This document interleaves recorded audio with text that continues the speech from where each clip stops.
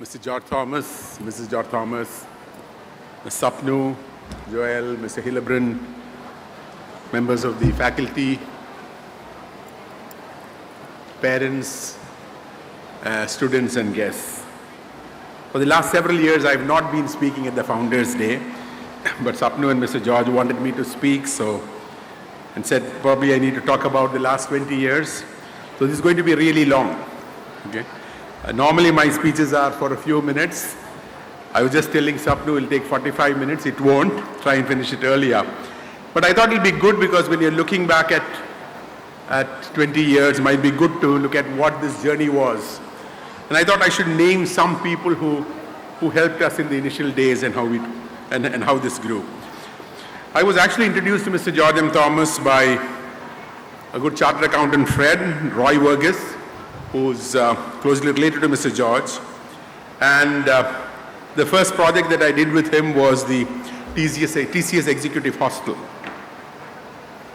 In fact, during my days at the Technopark, one of the biggest problems which many of the senior people complained about was the lack of good school facilities for their children. And they said that, they had a problem sending their children to a school where there were 60 children in a class and 50 children in a class. And they said they also wanted smaller batches, there was no international curriculum, and every school seemed to be focusing only on engineering and medicine. It was at this time that when I was working with Mr. George on the TCS hostel, and Mr. George said, is there anything else that we can do? And I said, there's a good project, if you can invest in it, but it will not make money. And then he asked me what it was. And I said, it's an international school. I explained the project. And he said he would think about it and get back in a few days. And within a couple of days, he came back and said, let's go ahead. And then I asked him a question which I asked many people who wanted to look at this project. I said, why do you want to do it? Because the answers which I got from the people whom I had approached earlier were, what is the rate of return? How fast can I get my investment? And Mr. George's reply was totally different. He said his father was a headmaster and an inspector of schools. He was building schools for the government of Oman. When at one point of time he wanted to send his children back to India for school education, he couldn't find a school which came up to what he wanted. He then said he wanted to give back something to society. It was clear that he was not looking at making money out of this, and that is how it all started. We decided that this would be like no other school in Kerala, and I am happy it continues to be that. We said it would have to be the best, would offer international curriculum, have overall development of the child as its main mission, and would have small class sizes. Even today, the school probably maintains the lowest or the highest staff to student ratio maybe in the country of 1:5. During that time, we had to find land, and there was another gentleman, again close to Mr. George Thomas, Theo Thomas, we call him Thomas Gutti. And he was part of the initial team. Between Thomas Gutti and myself, we would probably have seen every 10-acre piece of land in and around Trivandrum. And until we really found this place, Mr. George came and saw many of them. He didn't like some of them. This one he liked. And this belonged to a gentleman by the name of Damodaran Pillai, I'm telling this because it's good for some of you to know about it. They live just on the other side of the road. The property belonged to him and his family. There were several landowners, small parcels. His son Manu and Damodaran Pillai worked with us, and that is how we acquired the first few plots here. We had to select an architect, and we chose J. Chandran Associates, with whom I had the opportunity to work with when I was in Technopark. J. Chandran and his chief engineer Gopi were able to convert what we wanted to drawings and implement them. What was interesting was that this was a combination of Mr. George Thomas, J. Chandran, Gopi and myself who had never run a school before. But what we did was we looked at some of the best schools in India, Sri Lanka, Singapore, and the United Kingdom. We tried to bring in the best we saw and customize it to our local environment, which is why when the school started, there were no air-conditioned rooms. Saji, who was initially heading our engineering wing, and later Biju, who came in. For Biju, this is like family. His wife works here. His son did his entire school education here.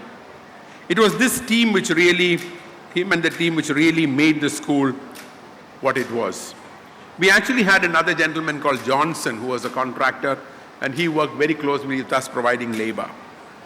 Our next and most important challenge was to build the academic team. It was Eric Selvudire of Entry International who introduced me to Mrs. Elizabeth Moyer, who had set up the British school in Colombo, the Colombo International School. And when we met her, she was on her third school, the Elizabeth Moyer School, all in Colombo. Based on the discussions with her, she agreed to be the first executive director of the school. She would advise us on academic and infrastructure matters and help in selecting the initial team of faculty. It was Elizabeth Moyer who first told us about a young gentleman who was a teacher at her school some time back and who was at that time living in the UK. She thought this man and his wife would be a great addition to the school. Mr. George and myself traveled to the UK to see some of the schools there, and we also met the young couple. That was the first time that we met Richard Hillebrand and his wife Paula. Mr. Hillebrand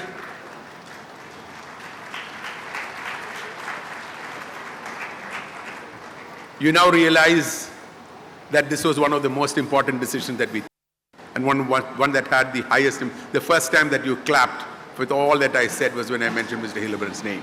And I think that's something which is very important. And I know the kind of regard that the alumni have for him. And like I said, this was the first and the most important decision that we took. What was good was Mr. Hillebrand was coming into Trivandrum with his wife Paula, who would help out in the hostel. She would be the warden was what was agreed. And they had two young daughters. And you will see that picture somewhere, maybe once the coffee table book is out. They both studied here for the first several years he was here. He then went back to the UK. And again, a few years back, I met him in London and I said, what about coming back? The children are now grown up. And he said he'll think about it. It took about a year for him to decide, but we are so happy that he came back. Thank you, Mr. Hillebrand, for being with the school. We hired a building in the Bellhaven Gardens and started our office there. This is where the first team was set up. Sri Kumar, who was with Mr. George's company, Kenton Builders, started working with the school. In a way, I think he's the first employee of the school and probably the longest serving. For the first time I saw him today walk up fully suited and booted with a tie. Okay? And thank you, Sri Kumar, for, in fact, I like the way they introduced him for his integrity and the kind of commitment that he has. The first batch of admin staff joined us, which was Bianca and Shobha. Some of the earlier people know them. They're no longer with the school. And we started recruiting teachers. We advertised, we headhunted, we had parents recommend some teachers to us. Potential parents recommend some teachers to us. In fact, we had some interesting cases where some parents said, if you get this teacher, I will send my children there. Okay? And the first batch which came in, by the end of the year, it was 60. When we started, it was 30 something. And we were clear what we wanted was a young team, a dedicated team, one that was the best. And I think we achieved that. The first team, I'm mentioning some names from my memory. Mr. Richard Hillebrand, Gayatri, who's still here, Brinda, whom all of you saw earlier today, Srija Rajan, who's not with us, Sharin, Ms. Janaki, I saw her earlier today, I don't know whether she's still here, Anita Nair, Elizabeth Soundararajan, Lata Kurian, Suma, Saraswati Vasudevan, Shirley Maxim, Susan Ipe, and Paula. Bianca and Shobha, and of course Sri Kumar, who joined as an accountant and today heads the accounts and finance functions of the group. We started the school from the small building at Bellhaven Gardens and quickly moved to the campus. Should remember that we started in July. All schools in Kerala opened in June. So we actually conducted small workshops and some camps at Bellhaven Gardens. What I remember were two incidents when I was recruiting staff, and one was somebody who passed out from one of the prominent colleges in Trivandrum, BA English, MA English. She came in, and my first question, those whom I've interviewed know, I asked, can you tell me something about yourself? This was for an English teacher. And she told me, Malayalathil paranja madiyo. And I said, you just lost the job. And the second one was another one, which I keep talking about because I sometimes have an allergy. This lady, I don't know what her name is, or she walked in, and I started sneezing. And then I said, if you don't mind, can you just move out? Once she moved out, the sneezing stopped. And then I interviewed two other people. She walked in again and she started sneezing. And I said, somehow I'm allergic to you. This is not going to work out.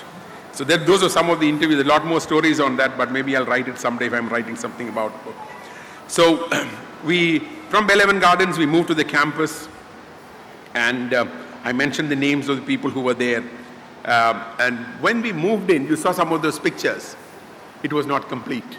Okay, we really did not have anything great here. Some of the buildings were ready, and people started coming in, and the school really started there. We actually were planning up to class 6. Then we said we'll do class 7. Some of the parents came and said, I have one child in the lower class. Can you start 8? And that is how we started class 8. And the first batch who joined were actually practically the who's who in Trivandrum. We always wanted to be and to have the best. The school anthem is something which all of you, any of the students and staff, would be singing on a daily basis. We had the honor of the school anthem being written by none other than Sri O.N.B. Kurup. We had his grandchildren study with us. You actually heard Amrita, who spoke earlier.